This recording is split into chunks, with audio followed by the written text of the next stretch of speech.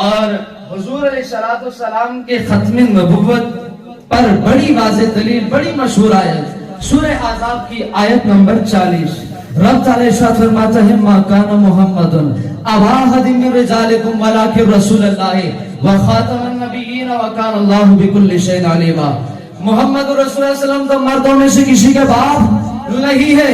جب والد دنیا سے جا رہا ہو اولاد کو ورثہ مکمل طور پہ ملتا ہے. حضور علیہ السلام نے اپنے صاحبزادگان کے بارے میں ارشاد فرمایا لو عاش ابراہیم لکان نبیا.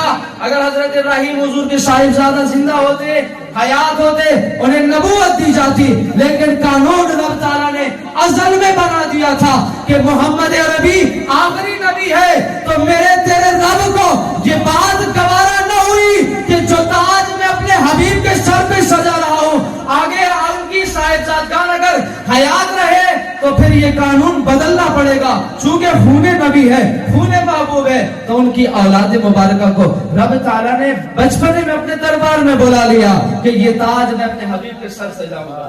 جب مقام بیان فرمایا تو فرمایا ولیکن رسول اللہ، حضور تو رسولوں کے بھی امام ہے. اور جب اس منصب کے پر آنے والے کی نفی فرمائی تو فرمایا خاتم النبیین. خاتم النبیین قاعدہ کلیہ ہے منطقیوں کا کہ جب عام کی نفی کر دی تو خاص کوئی نہیں آ سکتا، خاص کی بھی نفی ہو جاتی ہے. فرمایا نبی نہیں آ سکتے. تو اس سے پتہ یہ چلا جب نبی نہیں آ سکتے تو رسول کہاں سے آئیں گے. وقت مختصر.